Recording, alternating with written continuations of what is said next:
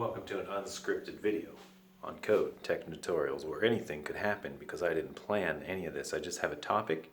I'm going to rant on it for a while. So that's the context. That's the context of this video. And I'm in my high dynamic range phone, according to Joshua Fluke. He's may approve of this dynamic range. I don't know. Anyway, doesn't matter.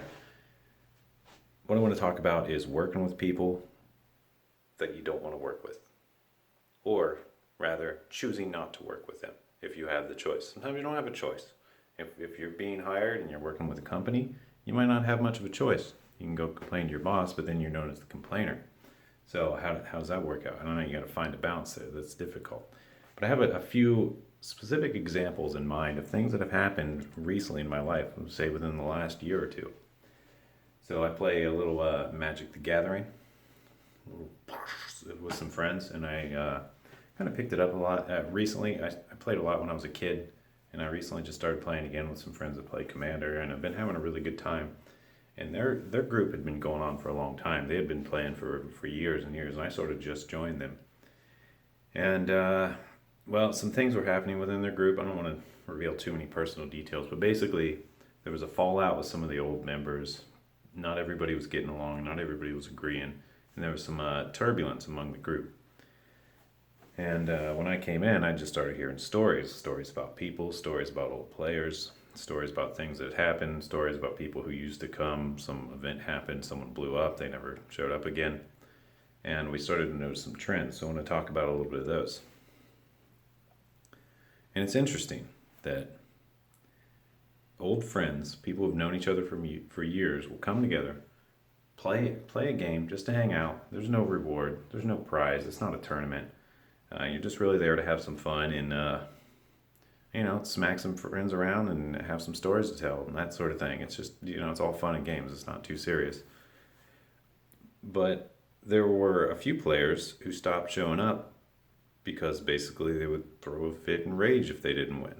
I'm not kidding.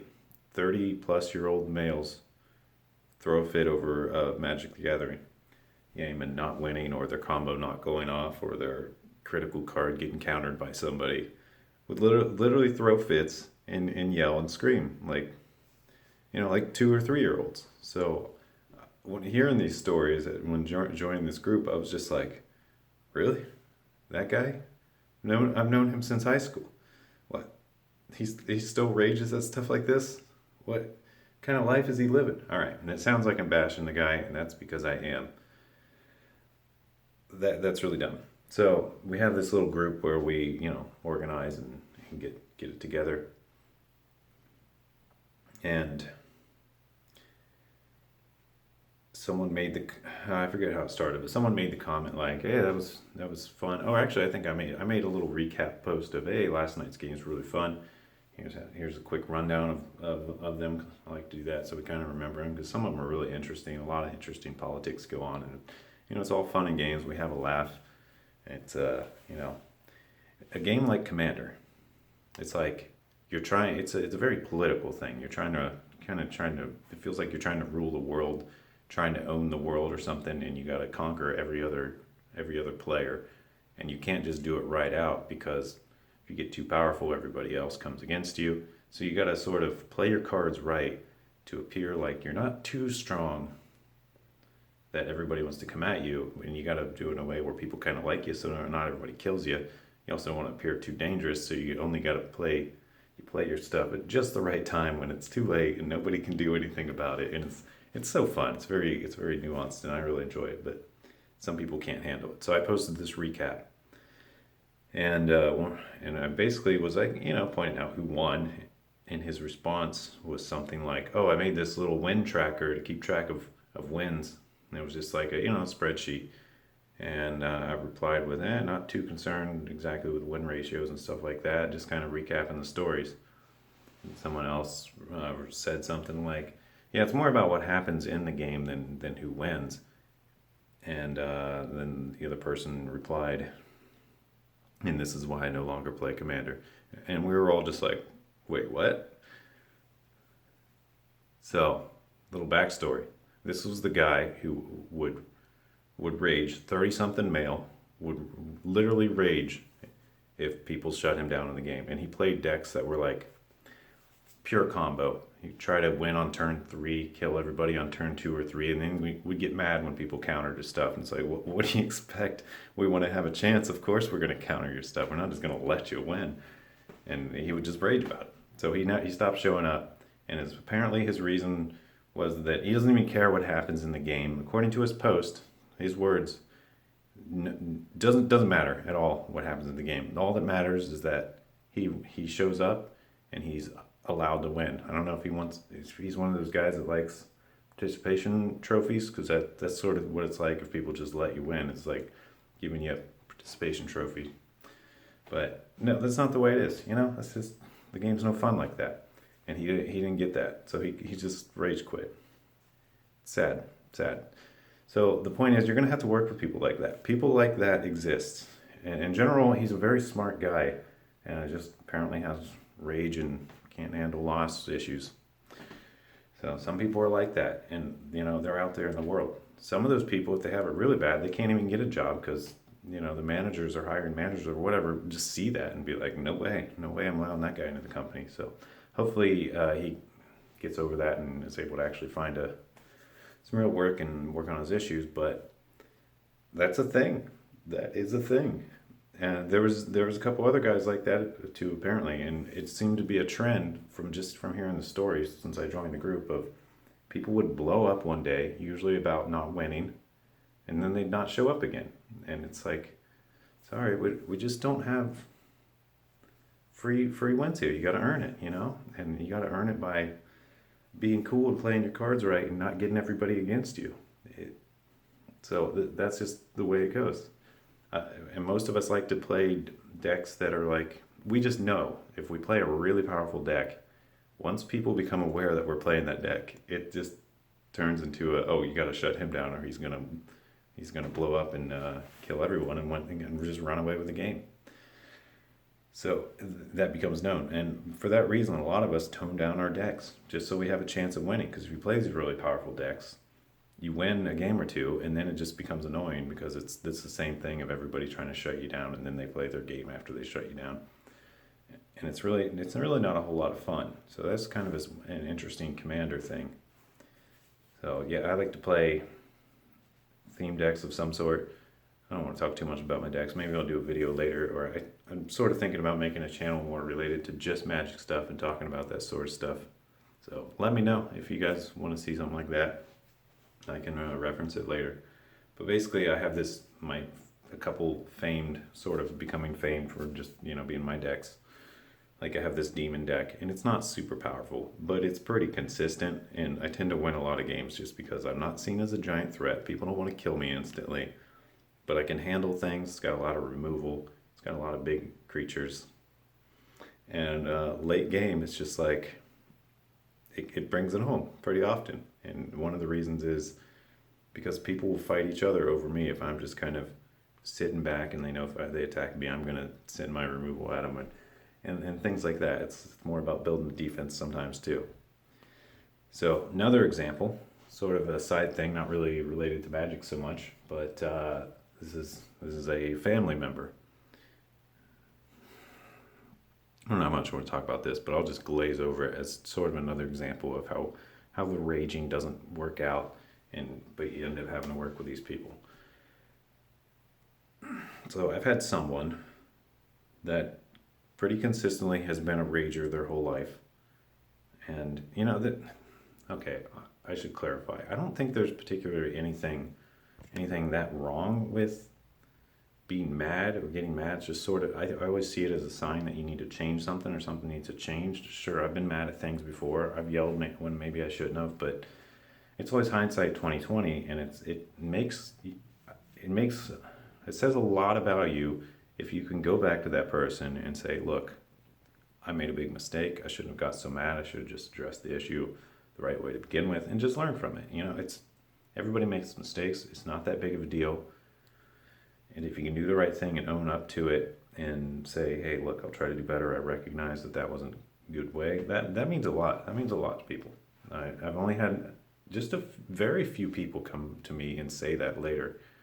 And if I ever catch myself doing something like that, I make it a point to go back to him and say, look, I recognize what I did was wrong. I've just started doing that, and it has definitely saved me friendships. There's no doubt about that. I'll get back to the other story in a second, but I just thought of something else. So a guy I worked with was being super annoying one day. He and another student worker were goofing off, and they just started like, I don't know, they were just bored, I guess. And they just started kind of insulting people and just kind of ragging on people. And they started doing it at me, and I just kind of got mad and shut him down real hard, very, very, very meanly. I don't even remember exactly what I said, but one of the guys was like, at the end of it, I saw like tears come into his eyes and him be like, geez, Matt, that hurts. And not just hurts, that hurts like in here. And I'm like, oh, maybe I went too far, but maybe you shouldn't have been doing what you were doing because that was pretty absurd too. So, yeah, I shut him down real hard, probably too hard. It definitely too hard, no doubt about that. But it definitely got the point across, and they became much cooler and definitely much more respectful of me as far as not like being so dang childish. Um, it was like 6, 7 year old stuff. So, but I felt bad because he said how much what I said back to him hurt him, and I was like, oh geez, I didn't mean to go there. I'm gonna end up ruining the friendship. So I talked to him about it later. I was like, look, yeah, you're right. I did take it too far. I didn't mean all that stuff. I was just really annoyed. And, I apologized as sincerely as I could to him. And he was like, it's all right. And to this day, we still talk. We're still cool. We're still friends. So, we moved past that moment. That's sort of a side thing. But, everybody's guilty at some point. But it's important to recognize. Really important. So back to the other example of the family member. Rages at stuff. He has some set of issues that are beyond anyone's control, I think. But yeah, just things have not worked out well for this person in a long time because this person has not addressed their underlying issues. They just seem to address it's like taking pain medicine when really all you need to do is like cut out the tumor or something. You can get rid of the problem permanently by just dealing with it at the source, or you can just rage at the results it's giving, and that's pointless because it's never going to solve anything. I think that's all I'm going to say about that issue. But there's also the issue of being too nice. So a lot of people will use their meanness or their cruelness as a way to manipulate people. I see this all the time too.